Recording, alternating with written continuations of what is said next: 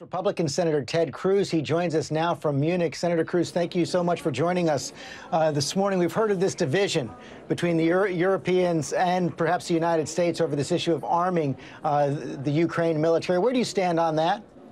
Well, George, good morning. It's great to be with you. You know, I'll tell you, this conference in Munich the last 3 days has really highlighted the enormous national security threats that are facing America, that are growing and getting worse. And when it comes to Russia and Ukraine, the path we're on doesn't make any sense.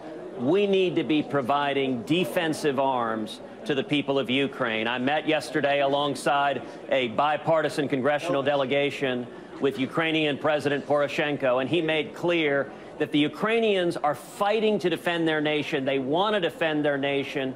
We have a treaty obligation to stand with them, and right now, unfortunately, the Obama administration is not honoring that obligation.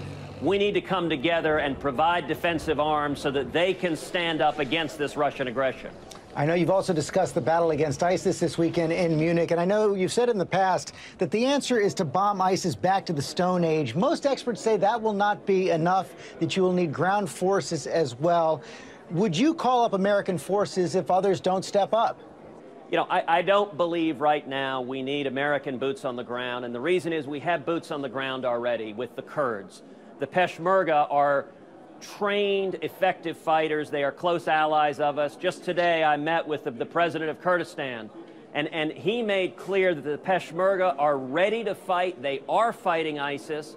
But I'll tell you, George, it makes no sense. Our government is not providing military weapons effectively to the Kurds. Instead, they're shuttling it all to Baghdad, and Baghdad is very slow in getting it to the Kurds. We need to arm the Kurds, and we need to use the Peshmerga as boots on the ground. They're effective, they're ready, they're our close allies. But if that's not enough, would you be willing to send American ground troops into that battle? Look, we need to accomplish the mission, and the mission should be defeating ISIS before they succeed in carrying out more horrific acts of terror, before they succeed in murdering Americans. If need be, we should go that step, but it should be driven by the mission. And the first step should be to effectively arm the Peshmerga, use them as boots on the ground, and to use serious, overwhelming air power. The problem is, right now, the Obama-Clinton-Kerry foreign policy has been consistently wrong. It's been wrong on ISIS, it's been wrong on Russia, it's been wrong on Iran. And when it comes to ISIS, our policy of leading from behind, we've seen essentially photo-op foreign policy where we drop a bomb here or a missile there.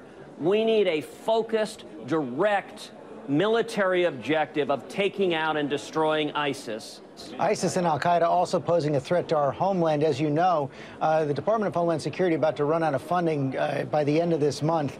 And Speaker Boehner has called you out on your strategy to block that funding in the effort to block the president's executive orders on immigration. Do you have a strategy to implement your plan? It's going to take Democratic votes. Do you have a strategy to get those votes? And if not, what are you going to do to make sure that Homeland Security funding is put in place? Well, George, I don't agree with the premise of your question. This was not my plan. This was leadership's plan. This was the Cromnibus, which you'll recall in December, I fought vigorously against it. I said, this plan doesn't make sense. It gives away all our leverage, and it's a plan that is designed to fail. So I would ask leadership, this is their plan they designed. Let's see what their next step is. But I'll say two additional things. This past week, we saw Senate Democrats 3 times filibuster funding for the Department of Homeland Security. The Democrats need to stop filibustering funding for DHS. And Republicans, what we need to do is we need to honor the commitments we made to the voters, and that means we need to fund DHS, and we also need to act effectively to stop President Obama's illegal and unconstitutional executive amnesty. Let me ask you a question about the economy. We saw these new unemployment numbers this week showing the economy's created more than 1 million jobs in the last 3 months, the best record in 17 years. A solid forecast for 2015 as well. What does that do to your party's strategy going forward into 2016? Here's what Kevin Hassett, an economic advisor to John McCain and Mitt Romney, told the Washington Post. He said when Hillary Clinton runs, she's going to say the Republicans gave us a crappy economy twice and we fixed it twice. Why would you ever trust them again? What's the answer? Well, look, if Hillary Clinton wants to run by telling Americans that the economy is doing great and you can credit President Obama and Hillary Clinton for that, I would encourage her to follow that strategy. Because the simple reality is that's true for the wealthy. The top 1% under President Obama, the millionaires and billionaires that he constantly demagogues, earn a higher share of our income than any year since 1928. Those with power and influence who walk the corridors of power of the Obama administration have gotten fat and happy under big government. But I'll tell you, hard-working men and women across America are hurting. We today have the lowest labor force participation since 1978. 92 million Americans aren't working, and we've seen wages stagnate. Sounds like you've got your economic stump speech down. You've also been making the case to donors and activists that the GOP can't go with the establishment candidate this time around. You say Republicans lose when they run to the mushy middle, you've said. Now, I know you like and respect Jeb Bush, but you've also suggested he's part of that mushy middle. What puts him there?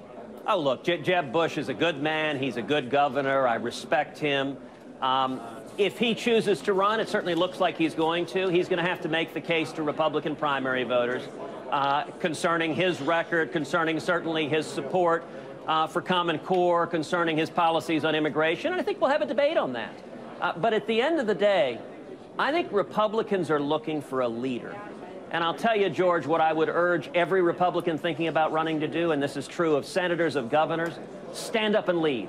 I'd be thrilled if 6 months from now we have a half dozen Republicans standing and leading and making the case there is a better way we can get back to the free market principles and constitutional liberties that built this country and made this country a shining city on a hill. Sounds like a vigorous debate is coming. Senator Cruz, I know you have to catch a plane. Thanks very much. Thank you, George. God bless you.